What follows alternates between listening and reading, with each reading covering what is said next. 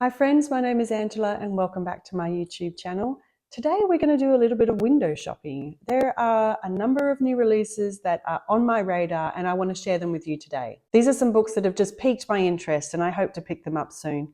Some have been released already this year, some are still to be released later this year, but they're still new releases. Now, I do have to say that the release dates are coming from my perspective, which is in Australia. So you may find that they are already released where you are, or they're not, they're coming out at a different month or something. And also it could be a release that is already out in hardback and is being re-released as a paperback. So the release dates are fairly loose, but I'll do my best to try and clarify where I can. So the first book that I believe has already come out, it came out in February, is called After Annie. I believe it was released in February, and it's something that it sounds like an interesting read. So this is a little bit of the synopsis. When Annie Brown dies suddenly, her husband and children, her closest friend, are left to find a way forward without the woman who has been the linchpin of their lives. Over the course of the next year, what saves them all is Annie, ever present in their minds. Loving but not sentimental, caring but nobody's fool, a voice in their heads that is funny and sharp and remarkably clear.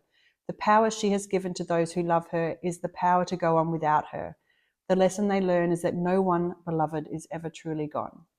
It sounds like a really, really beautiful book, and I am looking forward to picking it up very soon. The next book on my new release radar is The Backyard Bird Chronicles by Amy Tan. I believe this was released in April, and Amy Tan is the author of The Joy Luck Club. Anyway, The Backyard Chronicles is a non-fiction book, and this is a little bit of what it's about. Tracking the natural beauty that surrounds us, The Backyard Bird Chronicles maps the passage of time through daily entries, thoughtful questions, and beautiful original sketches.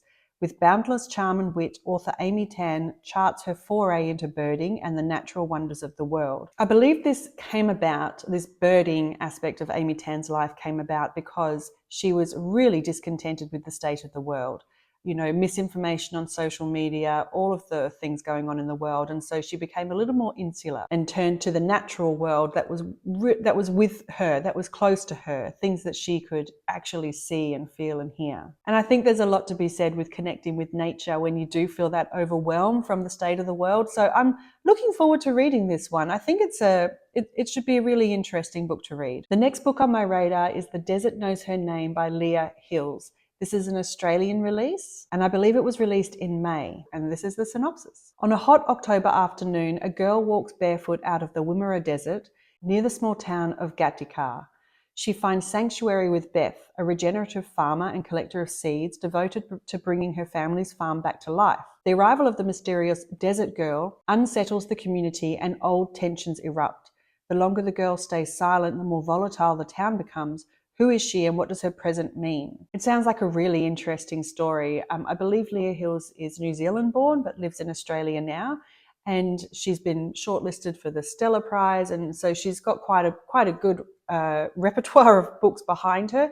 But this sounds really interesting, and it's a contemporary book, and I think one of the taglines I saw about it was that it speaks to our connection to the land in Australia, and also the silence that is prevalent in contemporary culture, where you see things and don't say things. And so it sounds like a very, very interesting read, and I'm looking forward to getting that one eventually. The next new release is All Falls by Miranda July, and I believe this was released in May, so just recently it was released.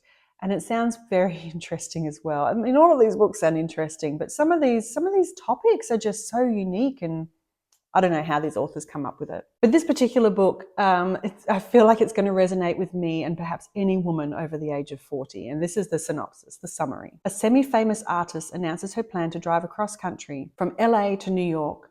30 minutes after leaving her husband and child at home, she spontaneously exits the freeway, checks into a nondescript hotel, and immerses herself in an entirely different journey. All Fours tells the story of one woman's quest for a new kind of freedom. Part absurd entertainment, part tender reinvention of the sexual, romantic, and domestic life of a 45-year-old female artist. All Fours transcends expectation while excavating our beliefs about life lived as a woman. Once again, July hijacks the familiar and turns it into something new and thrilling and profoundly alive. It sounds really interesting. I think there's a little bit of wit and humor in there, as well as perhaps some reality that Sometimes it's interesting when you know something so well, but to see it written is quite a revelation. So that one sounds really interesting to me. This next book is a little bit close to home because it is actually set where I am, and it's called Shadows of Winter Robins by Louise Walhunter.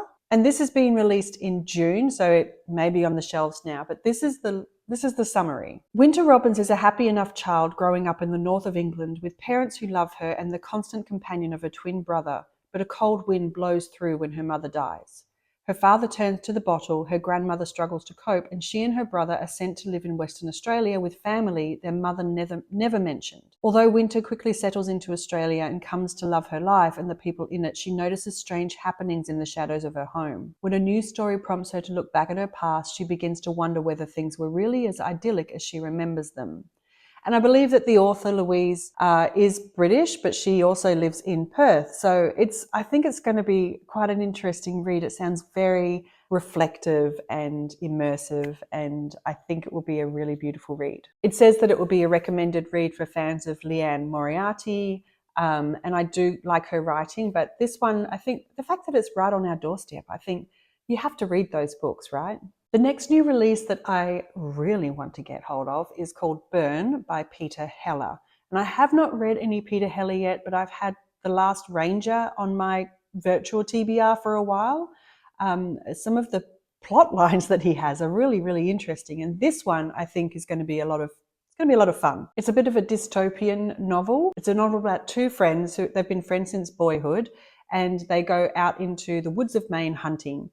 And they do that all the time, and it sounds like there's a little bit of distension going on in the world, and they return to Maine to find that it is absolutely ravaged and under attack. And this is a little of the summary. After weeks of hunting off the grid, the men reach a small town and are shocked by what they find. A bridge blown apart, buildings burned to the ground, and bombed out cars abandon the road. Trying to make sense of the sudden destruction all around them, they set their sights on finding their way home, dragging a wagon across bumpy dirt roads, scavenging from boats left in lakes, and dodging armed men, sectionists, or US military they cannot tell as they seek a path to safety. Then a startling discovery drastically alters their path and the stakes of their escape.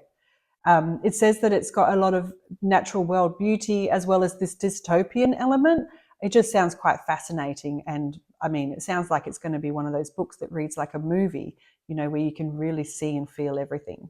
And about male friendship, when I read a book recently called The Perfect Golden Circle, it was about two men and their friendship, and I really did enjoy that perspective of male friendship. And I believe it comes out in September. Another new release from Joyce Carol Oates called Butcher. And this one sounds, I don't know, I want to read it. It's not really something that I would normally pick up, but I really do like Joyce Carol Oates' writing.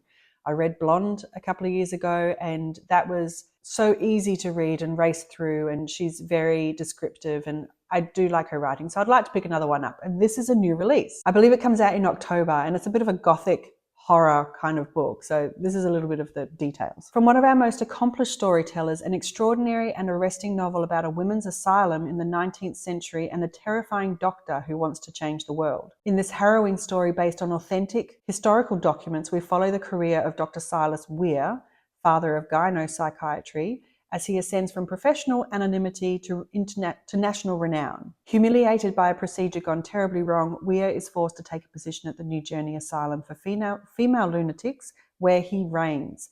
There he is allowed to continue his practice, unchecked for decades, making a name for himself by focusing on women who have been neglected by the state, women he subjects to the most grotesque modes of experimentation.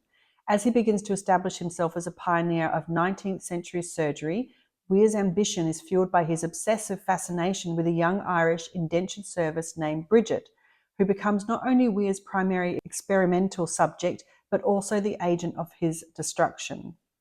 Narrated by Silas Weir's eldest son, who has repudiated his father's brutal legacy, Butcher is a unique blend of fiction and fact, a nightmare voyage through the darkest regions of the American psyche, co-joined in its startlingly conclusion with unexpected romance.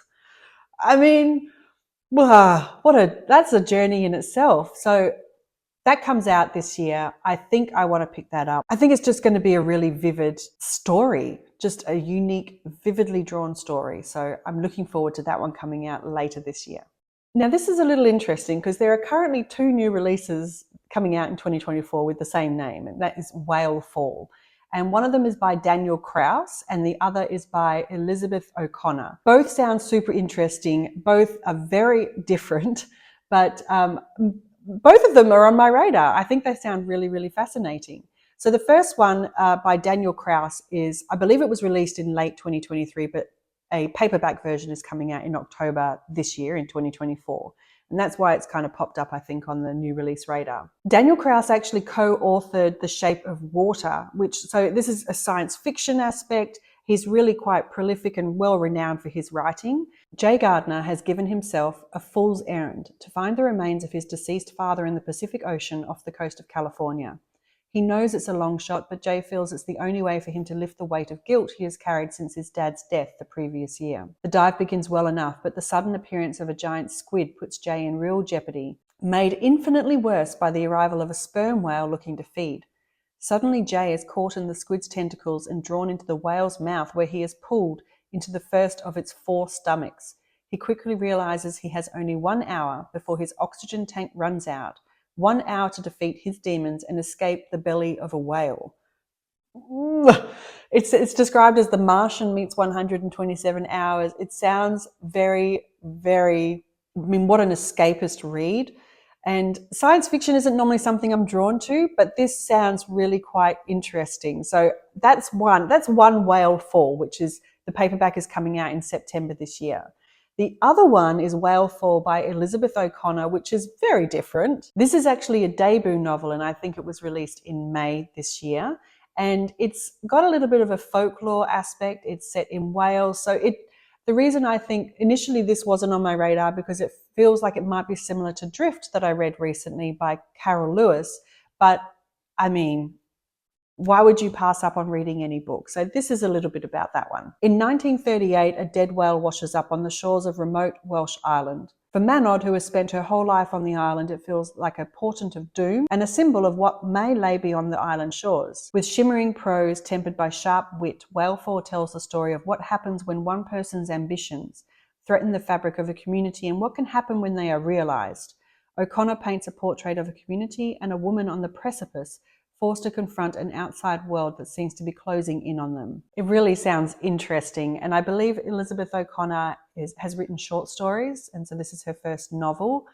She's an English writer, and so it sounds like it sounds interesting. But 2 books named Whale Fall, 2 very, very different books, and both of them are on my radar. And then the last one that's on my radar is The Art Thief by Michael Finkel, and this is coming out in October, and this is a non-fiction book. From what I've read about Michael Finkel, his writing is really engaging, and it really does just put you on that train and you just go for the ride.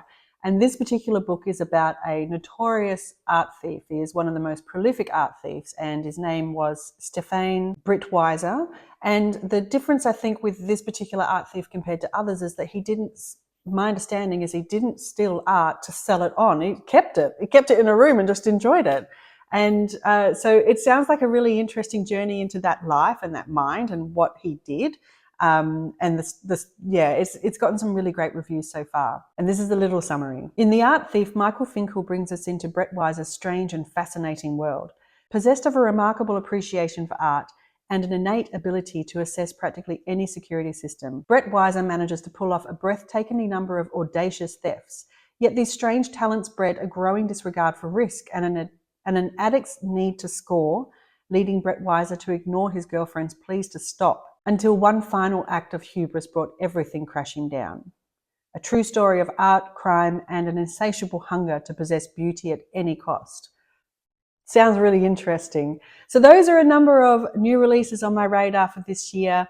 I'm sure there's going to be a few others to pop up, but I hope these have given you some recommendations of what are coming out, what might have just come out recently. And if there's something that's really on your radar, I would love to hear about that. So let me know in the comments below. Thank you so much for joining me, and I hope you have a wonderful weekend ahead, and I will see you next Thursday. Bye.